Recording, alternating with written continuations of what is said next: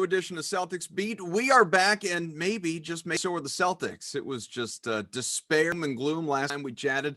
Maybe with help from Washburn, we sent things in the right direction. 4 straight wins to take the season to the All-Star. It's where we are now, a couple days away from that Mid-Classic in Atlanta to get to there. I'm Adam, of course, you know Evan Valenti, our producer, and his triumphant return. While we've missed you, Chris Mannix. How are you, man? I'm good, man.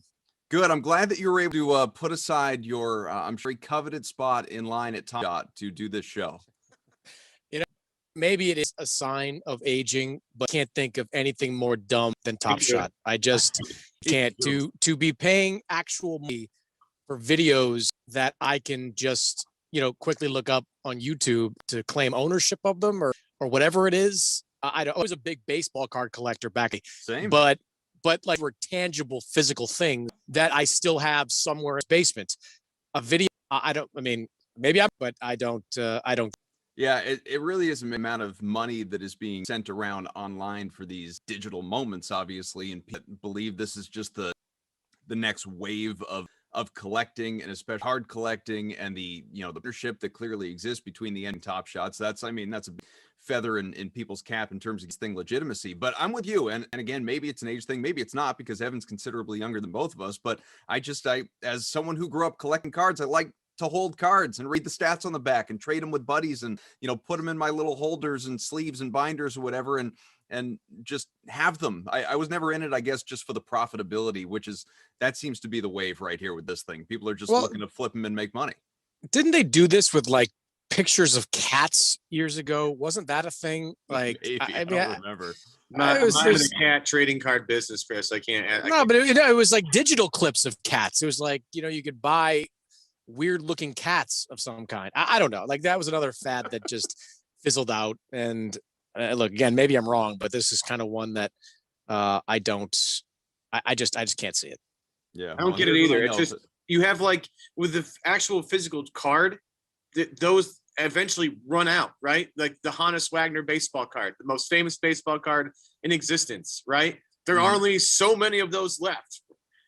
These clips live on forever on YouTube. I mean, what are we talking about here? I just don't understand it. I mean, look, if you're gonna make money, good for you. Like, congratulations. Like, if you pay actual legitimate money for that, I think you're an idiot. So yeah, well, look at it this way, I guess. If in fact we are behind the curve, we are collectively, all three of us, behind the curve, and everyone else is out there making some money. But fortunately, just to bring it to obviously the topic at hand, the Boston Celtics, going from behind the curve, behind the 8 ball, behind the whatever they were, just really difficult to watch, not fun at all. Things have flipped just a little bit. I'm not going to sit here and say everything is fixed, everything is awesome, but you go from that 7-14 stretch, and a lot of guys missing time, injuries. Marcus Smart is still out until who knows how long. Should return sometime here shortly after the break. We hope that is what direction he is trending in. But the 4 straight wins, and everyone's staying on the same page. That seems to be the big thing that has been talked about by the players, by Brad Stevens. It's, this was such an easy time where people could have pulled apart from one another, and all the adversity and all the noise and everything on the outside. We've come together. It's made us closer. It's made us stronger. A lot of that stuff is cliche, Chris. We know that. We've heard it for years in these similar situations. But nevertheless, are you a believer this team is now on the right track, or is this just a good little run here into the break?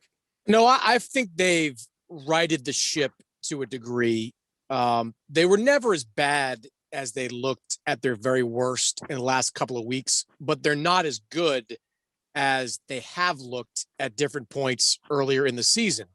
I thought, from talking to people in the organization about what was going wrong during that tough stretch, it was a lot of kind of rock rolling down the mountain where, some guys were down and you just couldn't pick them up. You couldn't get them to believe again.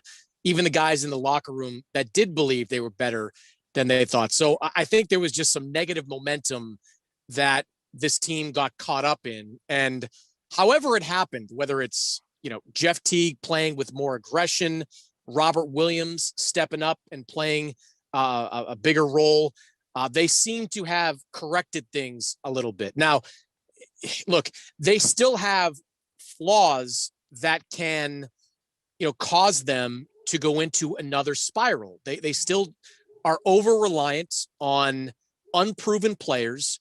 Marcus Smart is still out, and we're not exactly sure when he's coming back. And those are issues. Those are lingering issues that are going to cause you to lose some games. But I think the negative momentum that they got wrapped up in, they've reversed that. And that's at least a positive step in the right direction going into the break. Yeah, the thing with me about the Celtics team, you talk about reliance on guys like, Shemi Ojale and Grant Williams and all that stuff. And we've talked about that over the past couple of weeks, that their roster is not ideal right now. They're relying a lot on Jayson Tatum and Jaylen Brown. My big concern, and it echoes last night in a game against Toronto, right? They gave up 70 points in the first half to a very depleted Toronto squad. Toronto had 21 threes in that game. It's a very losable game for Boston. Lucky to somehow find a way to win that. To Jayson Tatum hit some big shots down the stretch. Chris, the offense has been great, and I think I saw somewhere this morning where Boston in their 4-game win streak has like the highest offensive rating in that 4-game stretch of any team in the NBA, which is a really, really, really, really small sample size. So don't get too excited about that. But I still have problems with this team defensively. And that's, you go back to, all the good that you can feel with this team finally righting the ship. But I still see a big problem here with, you have a team that if Kemba or Jaylen or Jayson's not feeling it that night, you're going to be in some big trouble because the other team's going to put up a lot of points on you. Yeah, I think that's fair. And look, their defense has always kind of perplexed me, right? Like, I could understand how they were good, 2 or 3 years ago when Al Horford was there, and he's a really good defensive player. Aaron Baines clearly fit into the system. But then, last year they maintained their place in the top 10 with like Enes Kanter out there for big minutes. So I could never really figure out how they were always so good defensively. I think what they lack this year defensively, and maybe the development of Robert Williams in the second half will address that, but they lack some versatility there. Like, Tristan Thompson is a very good on-ball defender. At least he has been a very good on-ball defender. Versatility is not really his thing. Like, switching out and going 3 positions and playing the kind of way Boston big men have played in recent years. And when you throw something new into a system that's been running one way for a while, that can have some damaging effects. And I think that's affected their defense. Now, they without Marcus Smart, you lose your best on-ball defender. Your defense is going to suffer. But Kemba has always been a subpar defender. Jaylen and Jayson are very good, but you've got young guys coming off the bench, whether it's Peyton Pritchard or whomever, who are average at best defenders. So you're not able to throw top flight defensive guys at teams these days. And that's something I think it's going to need to be addressed, whether it's via trade or something else, or some guy at the buyout deadline, because I know this team's not as strong defensively as they've been in recent years. We'll get into potential additions and obviously that TPE and the stuff that people really want to talk about. And shortly before this show started here, you have the Blake Griffin news. He is a free agent, at least as of this moment, the buyout with the Pistons. So we can get into all that. But just both of you have mentioned Robert Williams. And Chris, if you don't know, certainly listeners of this program do. Me, Evan, very high and have been for years on the Robert Williams, fan club. Just want to see this guy get more of an opportunity. You see the flashes, you see the signs. It looks like we are seeing him grow into a foundational piece, a guy that, by no means is he untouchable in a trade or something crazy like that, but he is a guy who projects to, really be a potential cornerstone to this team's future, along with the obvious guys like the All-Stars and Jayson Tatum and Jaylen Brown. Maybe there are a couple others there as well. But for Williams, are you high on this guy's ceiling? Would you like to see him playing out there more, 25 minutes a game versus closer to 16, 17? We are trending in that direction. Or do you see the injury concerns and some of the reasons that he has been limited as something that's just going to forever keep his minutes down, at least in the short term? Well, when he's healthy, absolutely. I'd like to see him out there playing 25 plus minutes a game. I've thought for the last couple of years, as you watched him start to show those flashes you're talking about, that there's real DeAndre Jordan, Clint Capella type potential in Robert Williams, a, floor running, shot blocking big man that can just terrorize teams defensively. And that's obviously still there. We've seen that over the last week and a half, 10 days. It's just The injuries are the obvious thing. You got to stay on the floor, but consistency and not making those occasional knucklehead plays, which, sometimes they're occasional, sometimes they're not. That's something that Robert Williams has to continue to address, because as you get into the playoffs, you need guys that can play as close to mistake-free basketball as you can. And that might make a Tristan Thompson more reliable, or a smaller lineup more reliable. If Robert Williams can show that he's able to play, close to mistake-free ball, I think he's going to be a major factor for this team beginning in the second half of the season and going into the playoffs.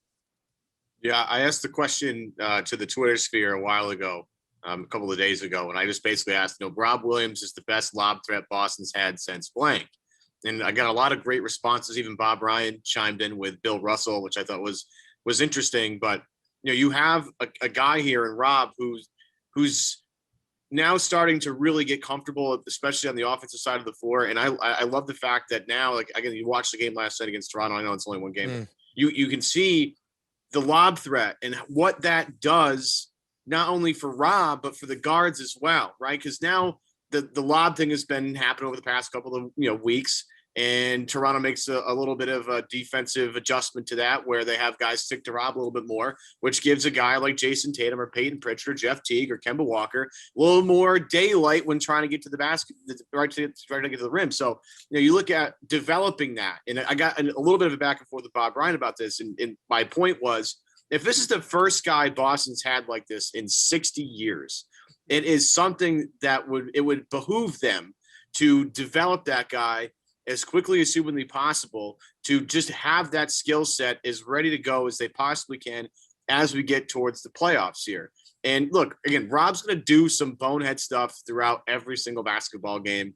It's just the part of the growing pains, right? He's like a baby deer out there sometimes, but you can see the upside. The upside is a guy that can switch a little bit defensively, can really alter, a lot of wing guys' airspace. You saw the block on Man the other night. You saw the block on Brandon Ingram back in New Orleans, where, Rob sags off him to take away the drive, then, can recover in quick enough time with his length to block a shot at the 3-point line. I mean, there's nobody. Rob has a skill set that nobody on the Celtics has. And if they can develop that to be a serviceable rotation player by the time we hit the playoffs, you're talking about a different Boston Celtics team, especially if Kemba Walker is going to be the guy we've seen the past couple of games.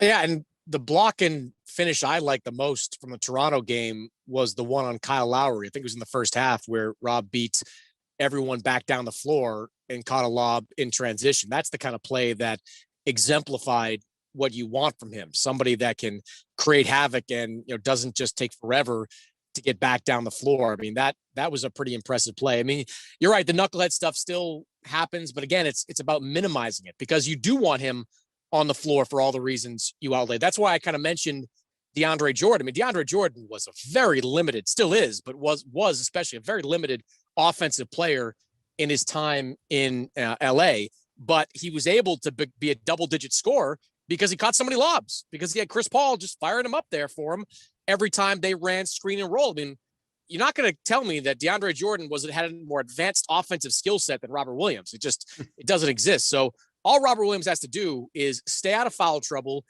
try to be as disciplined as possible, set good screens, and then just roll off him. And he's going to get 8, 10, 12 points per game if he's playing 30 plus minutes off plays just like that, and create that wrinkle that you're talking about defensively. That's going to give teams something else to worry about with this group. So yeah, he's a vital part of what this team hopes to do in the second half. Celtics right now are narrowly above 500 because, again, that long skid that they had going on. And, we're basically at the midpoint of the season, again, the All-Star break. And this is a club that I think that its ceiling in the past has been maybe a little inflated, just because it is contended to a point, right? It's reached the conference finals 3 out of the last 4 years. But even this is something, we were harping on each of our last couple of shows the last couple of weeks, that, even if they had, as many people thought they should have, beaten Miami last year, the Celtics certainly weren't going to knock off the Lakers, so it depends on sort of the semantics of how don't tell them that. Don't tell them that, because well, that's fine, but they believe they had a better matchup with the Lakers than anyone. Well, I believe they had a better matchup than Miami. I do believe that, but I don't believe they were going to come out of that series with a victory. Now, they should believe that they're going to. That's great, but I think most of us watch, and maybe you agree, and see that, okay, there's still a gap there. There's still a gap, obviously, between the LeBron and AD led Lakers versus where the Celtics even were last year versus where they are right now. And they're not right now where they were at the end of last year. I think most people agree with that. And so it becomes that question of, again, the TPE, and, is it going to get used in the next few weeks before the trade deadline? Is it going to push off until obviously the off season? Is it ever going to get used? Because we know historically these things a lot of the time don't. And some of the names that are attached right now, just in rumors, you've got Harrison Barnes, who a lot of people covet. There's Jeremy Grant. There's obviously Vooch in Orlando, who people keep coming back to. I bring him up all the time. And, now not a TPE situation, but obviously Blake Griffin, who's, entering the buyout market, and he'll be a free agent and more likely go to more of a true contender versus where the C's are right now. How do you see all of this playing out? Does there need to be an urgency to use that TPE this season? Or do you think it's as has been hinted at by Danny, by Wick, by others, this thing is going to get pushed off? Well, look, it's you have to look at it from a few different angles. One, it's definitely true that the TPE, which I believe will expire sometime in September, will have a value in the offseason, because you can make a trade, and you never know what teams are going to want to do after their season ends. There could be a better player available. All that being said, one thing I look at with this group is that while they are young with a lot of upside over the next 5 or 6 years, what Brooklyn's going to become scares me a little bit. Like the Nets, this might be the year you get the Nets. Otherwise, the next 3 years, you could be running into a buzzsaw of a team with Kyrie, James Harden, Kevin Durant, and everybody that wants to play with them. Like, you think that, New York City, Durant, Harden, Irving, if there are going to be role players flocking there, because not only can you contend for a championship, but you can have a real role with that team. Like they've basically got average guys outside of Joe Harris at those other positions, whether it's center or one of the other guard spots. I mean, for a while, they were quite literally signing guys off the street, whether it was Andre Roberson or Iman Shumpert and others. So, they're still trying to figure it out this year. That's why using the TPE to get something that helps you now could give you your best opportunity to get to the finals over the next, 2 or 3 years. I'm just of the belief that if you're going to catch Brooklyn, this is the year you're going to have to do it, because next year you're going to have another year with this group. I fully believe Kyrie and Kevin Durant will sign up long-term after their contracts expire. They become a really, really dangerous team over that next 4 or 5 years, which is the window that Jayson Tatum and Jaylen Brown are in with this Celtics team. So I'd be proactive. All the names you mentioned, I think are possibilities. I've written this and I'd still do it. It wouldn't be my first choice, but I would go and get Al Horford back if that was possible. I know Oklahoma City is willing to deal him for not minimal return, but not an outstanding price. You can fit him in the TP. You can include Tristan Thompson because of the hard cap issues. And we know that Al Horford can help this team. Like, we know it. We know what he does with this literal group of players and the system that they play in. So I would have urgency to go and use that TPE. I'm not convinced that the Celtics front office and ownership has the same sense of urgency. Should they? This is something we talked a lot about last week with Gary Washburn, the fact that it's funny how when you talk about the Celtics, they almost get criticized for their level of loyalty, right? Oftentimes in sports, we talk about the lack of loyalty being a problem. Well, with the Celtics, there's no lack of loyalty from ownership to management to the coaches in terms of obviously Danny Ainge and Brad Stevens. They're locked up long-term. They're not going anywhere. Neither of these guys has any fear for their jobs. And I'm not even saying they should, or that, I'm calling for their heads or anything like that. Although obviously we've explored the idea of just inserting some new voices in there just to, not have Danny or have all the same guys around him that are, like-minded. Maybe you do need a different voice, and a different voice, maybe a veteran player other than and Evan Turner on that coaching staff. But I do think you need that. I know Gary said this to you a while back, but I think that's 100% true. I mean, when they lost Walter McCarty, that was a pretty strong voice, someone that would get in guys' faces in that locker room. Evan Turner is a very, he's a very smart guy, and I think could be a good coach. But at this point, I think Evan Turner still fancies himself a player in a way. Like he's, that close to being a regular player, made a whole bunch of money. I do think you need that voice. Like that has to be priority number one in the off season when you're addressing the coaching staff. But in my in my blabbering fashion, to circle back to the main point, is it a problem that it doesn't seem like, as you alluded to, there is that urgency? Like, does that urgency need to exist? Does Danny need to be a little more fearful for his longtime reign in Boston?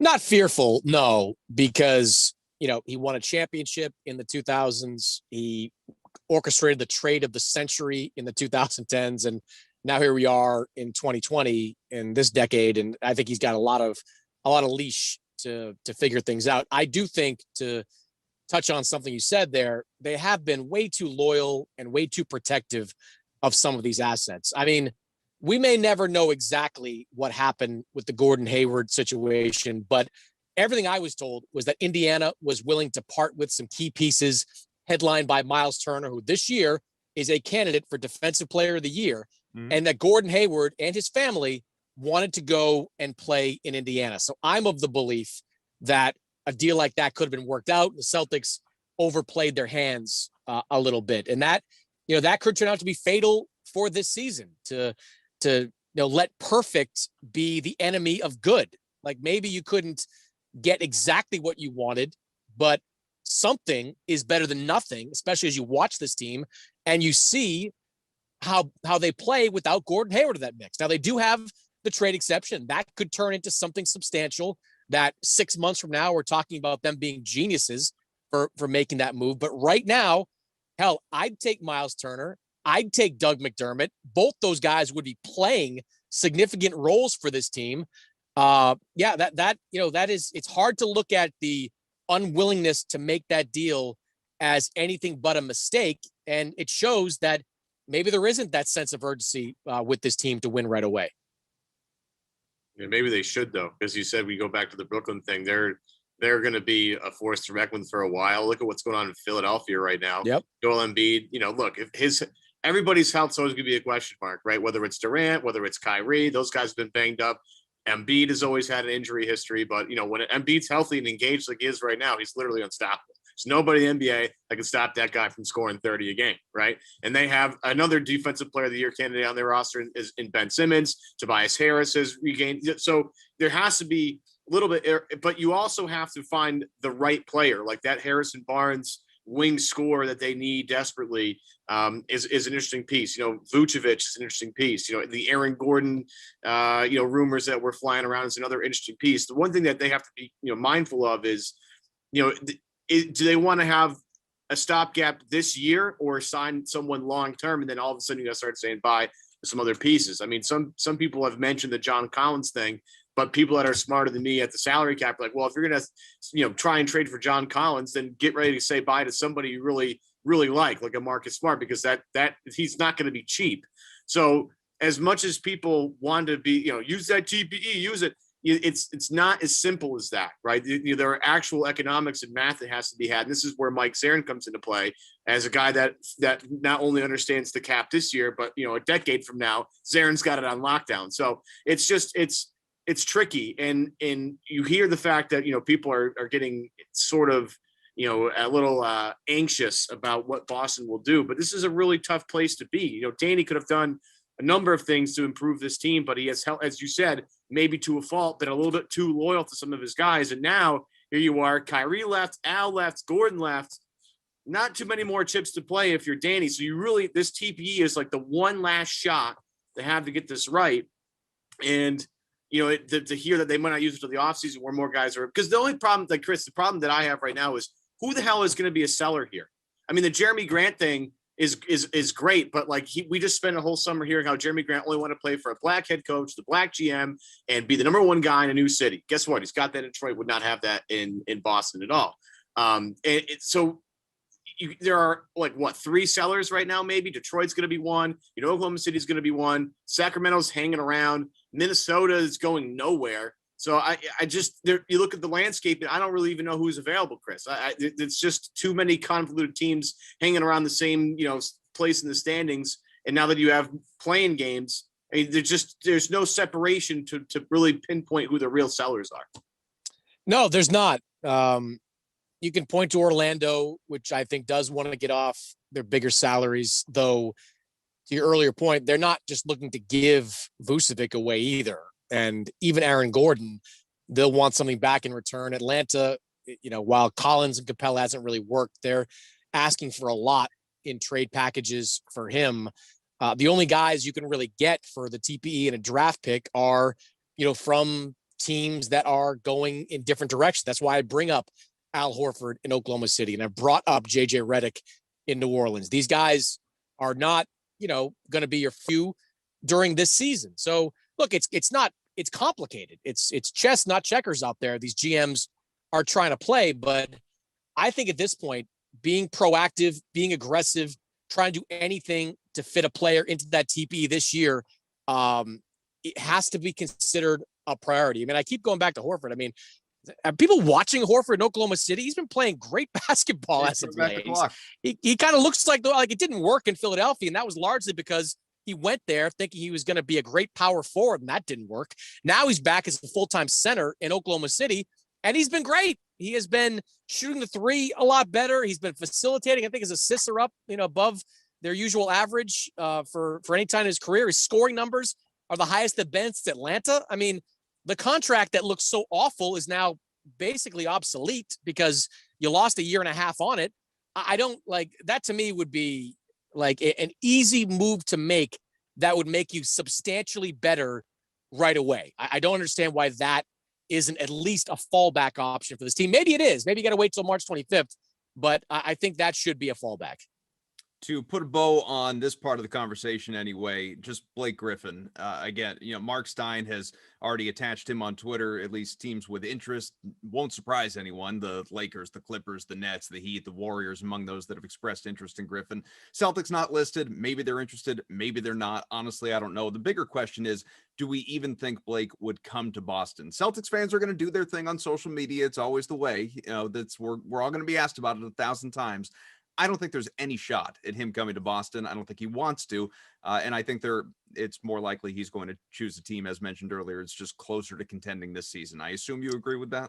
Yeah, I've actually even been told that Boston's not on his list. I think the 2 LA teams, Brooklyn and Miami, are the front runners. Miami gives him, I think, more of an opportunity to play. The Heat, of course, lost Myers Leonard. They're one big man down. They've got Kelly Olynyk as a floor spacer. Griffin could kind of complement that. He's certainly not a floor spacer anymore. Not a very good one. But I think that Miami is kind of a dark horse in that mix. There are just too many teams that want Blake Griffin that offer more things. And if you're Blake Griffin and you're probably walking away with like a $60 million check to cover the rest of this season and next, you don't give a damn about money right now. So you're playing for the minimum and just choosing the best situation. And I don't believe Boston will be in the running. So Chris, we'll let you go on this. The All-Star game is this weekend, and it's become my favorite midseason Celtics talking head argument that it's really started a few years ago, and it's annual at this point in time. Should these guys play in the All-Star game? First it was Kyrie Irving, and then it's Kemba Walker, and now obviously you've got Jaylen Brown and Jayson Tatum. Brad Stevens was asked about it and said what he's always said, which is what you expect him to say, which is, it's one game in the middle of a week. They'll barely work up a sweat. No big deal. Now, if a lot of us, had our druthers, maybe Tatum, who is still clearly recovering, at least on the floor, from the effects of COVID. And, he has himself said that his breathing has been out of whack. So he is not back to 100% Jayson Tatum. In fact, by his standards, he hasn't been a bad player by any stretch, but by his standards, he has been off the last few, 20 games or so. He has not nearly shot with the success rate that he did prior to that diagnosis. And then obviously Jaylen Brown with the knee tendonitis, it's his native Atlanta. That's fine. Go and be part of the festivities, take part in the 3-point shootout, because there's no wear and tear there, but skip the game, sit. I mean, that would be in a perfect world. That's how I would like to see this play out, but it's not a perfect world, and it's a players league, and nobody's going to tell these guys not to play. So is this just one of those things where people need to get over it, accept it, and, not bitch and moan about the fact that, oh my God, these guys are playing in an all-star game?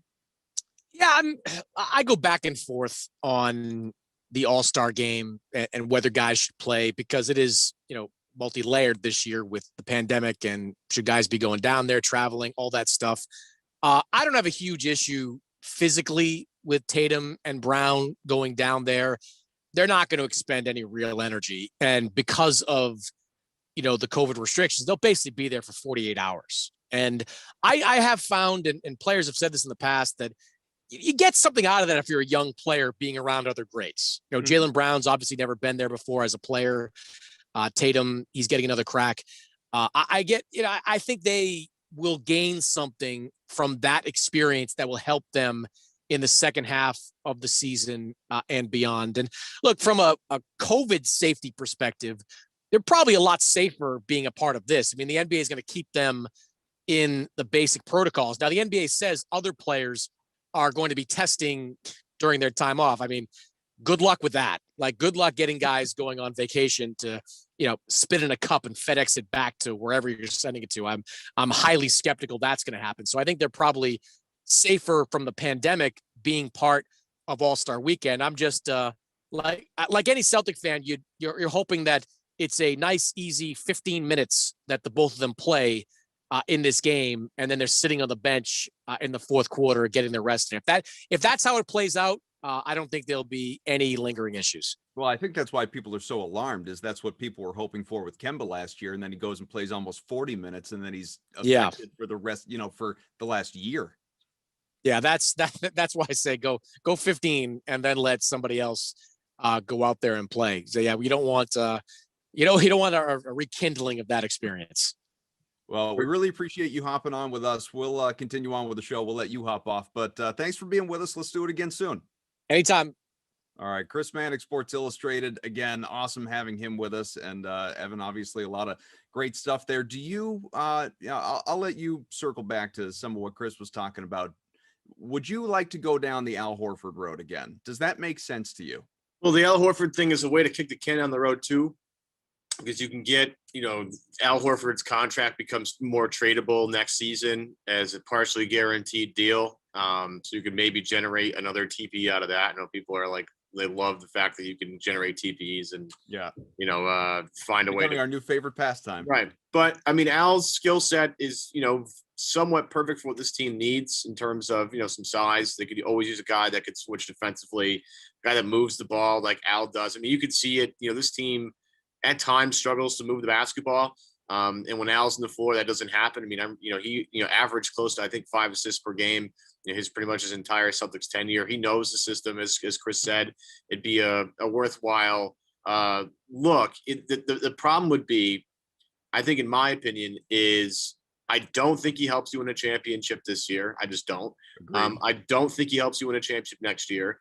And if you bring him in, you're potentially using that roster spot or that money in like, you might not find another trade partner for Al Horford to generate another TPE. So, I mean, again, I love Al. Trust me. I was one of the biggest Al defenders when, Lou Merlone and Christian Fourier and everybody at WEI was going and Maz Elgar are all going after him for his lack of production.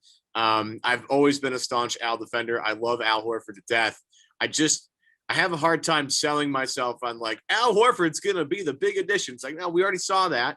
And he's a couple years older now, despite having a great year. And I'm not saying he's not having a great year, and it won't cost a whole lot to get him, which is the other part of this whole equation. So I don't get too fired up about the Al Horford addition. I really don't. I just think I would almost rather use it in the offseason when you have a little bit clearer picture who's going to be available.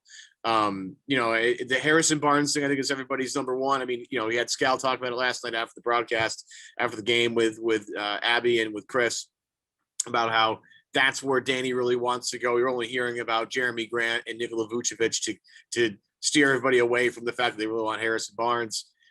Again, I love Al. I just don't think it's really where they need to go to really be a true championship contender. Because again, I'm with Chris, that unless Brooklyn gets hurt, that's a really, really tough team to beat.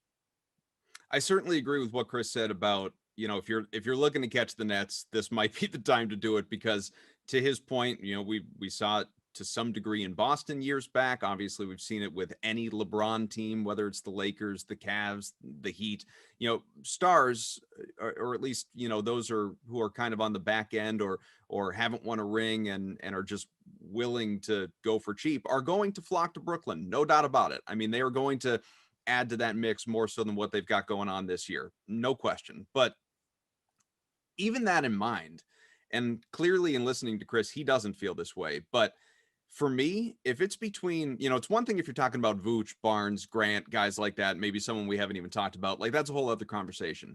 But if you tell me, all right, you can use the TPE now on Horford or Redick versus going into the offseason with uncertainty, but obviously you're kind of punting on this year to some degree, and punting in the sense that at least you're just hoping the team finds the right momentum, the right mix. Kemba's healthy, others are healthy, Jaylen, Jayson, they stay on the floor, and maybe you can make a run. Maybe it's exciting. If you say to me it's between going after one of those two guys right now, get them this year, they're in, they help you for the playoffs, versus waiting to the offseason and using the TPE then hopefully on somebody better, I'd wait.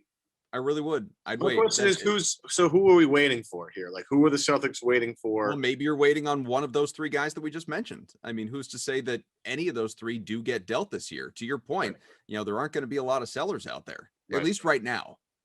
Yeah, we will know we'll have a clearer picture in like 2 weeks when we get there.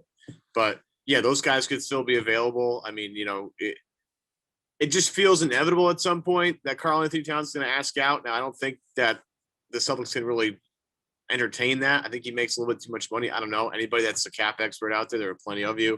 Well, to that point, though, and this is something we didn't really talk about with Chris, and I thought about it. I just didn't, in the interest of time, I didn't want to go down this road. But the hard cap issue, which is something that obviously Wick has brought up, Danny's brought up, others have, cap people have brought up.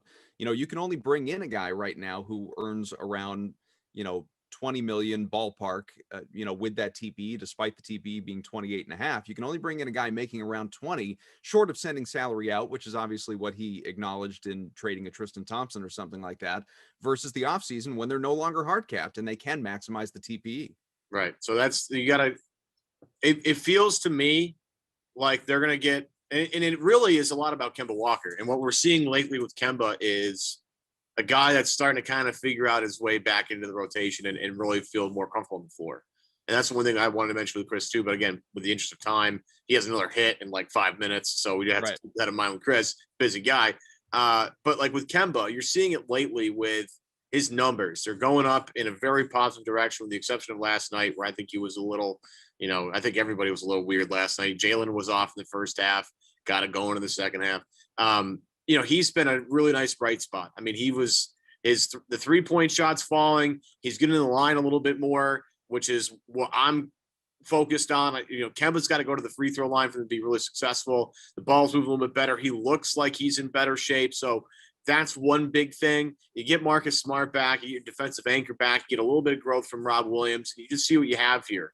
I think that's probably the way they're going to go, because I think that when they get into the offseason and things are a little bit easier for them to deal, and they have more, players on the market to deal for, I think that's going to make life a lot easier for you. And, look, everybody wants to throw out a couple of ideas in the offseason and who might be available. We never know these things. But like, it's just to have a clearer picture and not have the gun to your head. You got to make a deal in 2 weeks. Like, there's a lot of stress and pressure that comes with that. And, Danny's a guy that never wants to add that extra pick to get it over the goal line, right? We've seen that over the years. He's very reluctant to do something a little bit extra to get the guy that they want. The Kyrie Irving deal came down to tacking on a second round pick at the end. Right. So I just, with the way that they've done deals in the past, unless it's for somebody very minimal, like they have a couple other smaller trade exceptions that they can use. Of course, there's always the buyout market too, but I don't think the big swing is coming. I really don't. And it hurts to say, because I would like Danny to swing for the fences here, but again, we don't know exactly where the fences are. So, well, it's not surprising. Like, I mean, you're here every week, and I assume a lot of our listeners are too. I mean, I've been saying all season, I didn't think the TP was going to get used till the off season. I never thought this thing was going to get used this year. And if I'm wrong in the next 2-3 weeks, obviously we'll see, but certainly doesn't sound like it. Listening to Danny, listening to Wick, they don't seem to, again, have a pressing need to use it. And I don't think they are going to use it. I just don't. I think this is an off season thing. I think that they are, they've got what they've got right now. They're hoping it works out. They hope that, the Teague that we just saw in terms of aggressiveness is going to be there for the rest of the year. And, Robert Williams, same thing. And a lot of the things that we already talked about, Kemba, like you're saying, and again, this is where, again, it's like, it's not revisionist history. Because you go back, listen to the tape, been saying it for weeks. I was never worried about Kemba's shot eventually falling. I'm not, Kemba getting back on track as a player was not something that ever concerned me during his down stretch there. What concerned me and continues to is just the health of the knee. That's it. That is what concerns me with respect to the playoffs and when that approaches, keeping him on the floor and getting him out there for, the 33, 35 minutes a game that you're going to need him playing at a high level. And, if there's a back-to-back, not that you see those really in the playoffs, but just, his health and being in the right frame of mind and not being down on himself and, as he has said, moping, sulking, when things aren't going right for him. I want a confident Kemba out there. And as long as he's healthy, I feel good about him. And I mean, that's your tradable Kemba Walker, for the people out there that want to do that. It's not the guy that we saw earlier, but the shot was going to fall. Like, he's too good a player for him to just all of a sudden suck. That wasn't the worry. The worry was his ability to stay on the floor. And at the moment, generally speaking, he's doing that. Yeah. Do you feel like he's turned a corner here? Because everybody seems to be in that particular groupthink mindset that Kemba is finally, again, past couple of games, he's really been more aggressive, finding a shot a little bit more, shots falling, go to the free throw line. Do you think he's starting to really find that special place that he needs to find on the floor? Only to the degree that runs exist, right? Like, he's going to have some bad games. It's not all of a sudden you're going to get 22-6 Kemba every single game or something like that. Like, Kemba's not, he's just not at that point in his career, or maybe it's health, or maybe it's mindset, or all the above. I don't think he's going to give you the level of consistency in terms of production that a Tatum or Brown or both are going to give you. I think those guys are just, they're just entering their prime at this point. And Kemba, he's getting toward the end of it. And obviously that has been slowed by injury. But, has he turned a corner, maybe more importantly, mentally? I would say yes. The question is, does a couple bad games send him back into a funk and reeling, or does it have him saying, whatever, like, I've seen this season what I'm capable of. I'll get back to it. This is just a little blip on the radar. That is something that I'm anxious to see how that plays out, because that, I think, is almost more important. Yeah, they're not going anywhere if Kemba's not healthy. I mean, you see what happens when one of the Jays has forever. Yeah, one of the Jays has an off game, and all of a sudden life gets really difficult because, as we've mentioned a million times, they don't have another guy who could put the ball. Like, they have a bunch of guys that once they're in the corner for three and the rotation comes and they up fake and the guy goes by and they take the one dribble. After that one dribble, you got nothing. You saw Grant Williams last night have a really excellent game and really give them a boost. And without Grant Williams, they don't win that game. But Grant's, skill set offensively is very limited. I mean, he is a great 3-point shooter this season. He's still not a fixture in the rotation. Shooting 44% from three. I can't quite figure out what, is holding him back from being a mainstay there. I just don't really get it. But, Brad's rotations have been kind of awkward all season. Neesmith doesn't play for stretches again. Like, I don't know. Like, I maybe it's what you see in practice. And that's the one thing, as we talked about with, I think, a couple of guys, and Gary, I think, mentioned last show, we're not at practice. We don't see anything this year. Like, we don't see, what is transpiring behind closed doors is to give us an inkling of what might be happening or what's on the horizon for this team. So there's a bunch of this whole season is a giant question mark, and to make it full circle here, like, do you go all in on a question mark season like this and try and push all your chips into the middle and say, yes, this is what we want to do? Or do you say, like, all right, we'll play the long game a little bit longer? Because the one thing you also have to remember, like, the Jays are young. Like, and I don't mean to bring in Steph Curry in this, but like Steph Curry didn't win a championship until he was 26. And I'm not trying to compare these two to Steph and Clay. That's not but you have to keep in mind that it takes time to win a championship. And your window might have looked wide open last year that would have lost anyway to LA. We all can probably concede that, right?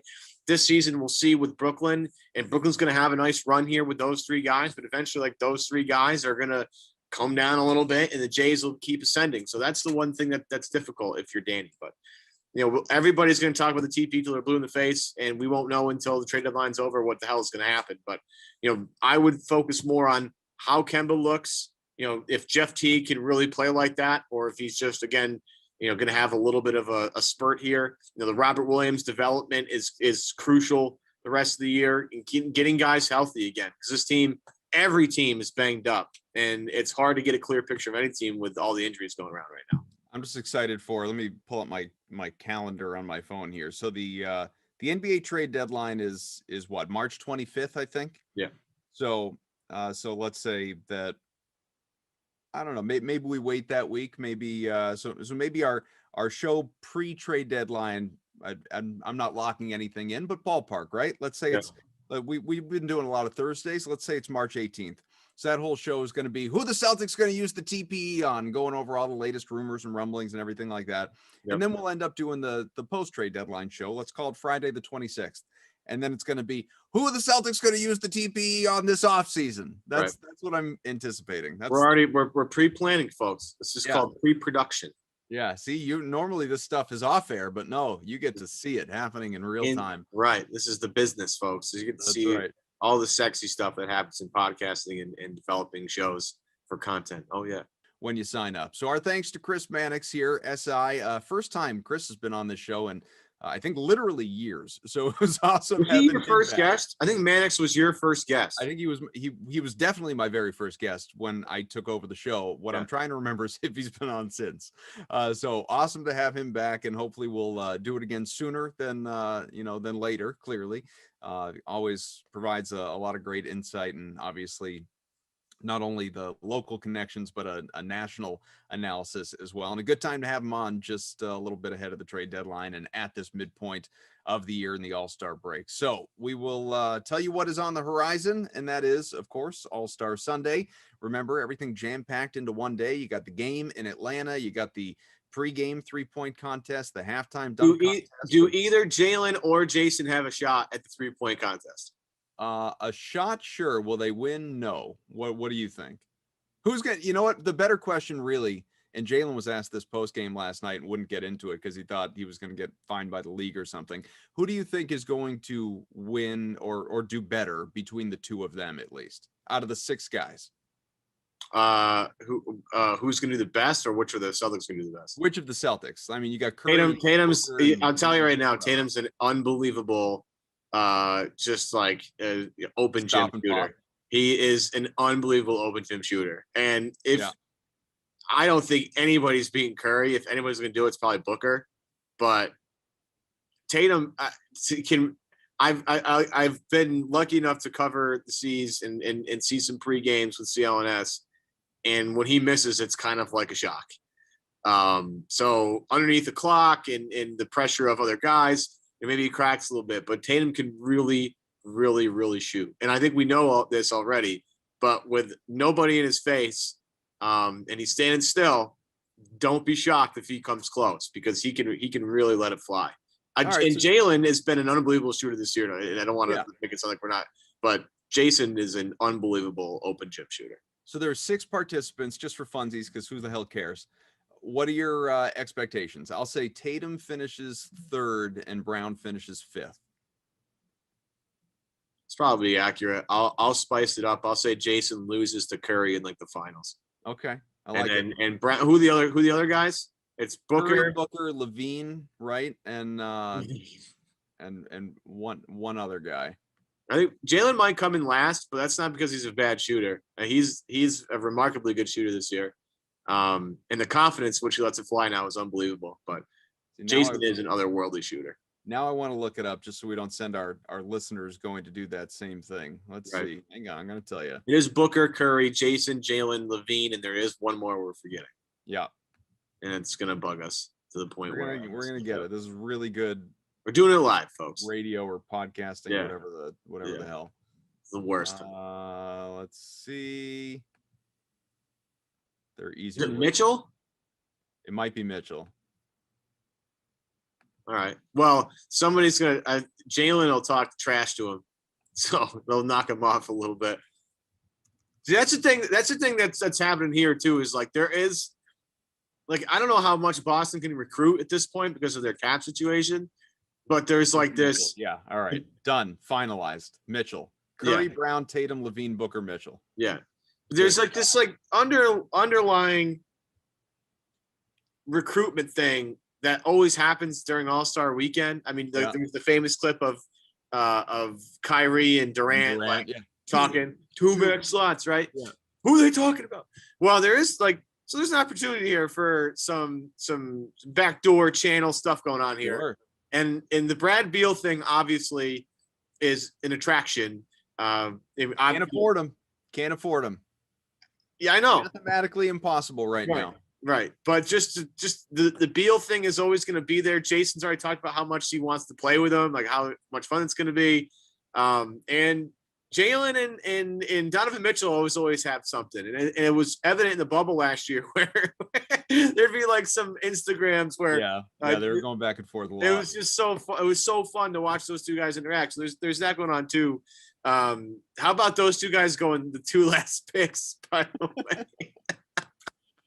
Next Celtics game after the All-Star game, you got in Brooklyn Thursday. So here's what we'll do. We will probably come back to you Friday next week after the C's beat the Nets to start off the second half and then go from there. Look forward to it. Our thanks again to Mannix. He is Evan Valenti. I'm Adam Kaufman. This has been Celtics Beat. Enjoy a little bit of a break, folks. You've earned it.